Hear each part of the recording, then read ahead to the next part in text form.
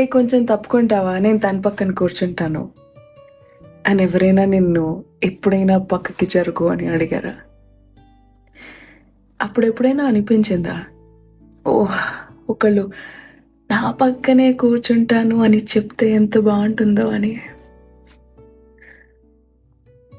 The feeling ఎవరైనా నిన్ను చూస్ చేసినప్పుడు, మిగతా వాళ్ళందరినీ వదిలేసి నీ పక్కనే కూర్చుంటాను అన్నప్పుడు, బయటకి ఎక్కడైనా వెళ్ళినప్పుడు ఎవరో తెలియని చంటి పాప ఇలా కూర్చోను అన్నప్పుడు తను నీకు మాత్రమే రెస్పాండ్ అయితే వచ్చే ఆ ఫీలింగ్ ఎలా ఉంటుందో నీకు తెలుసా?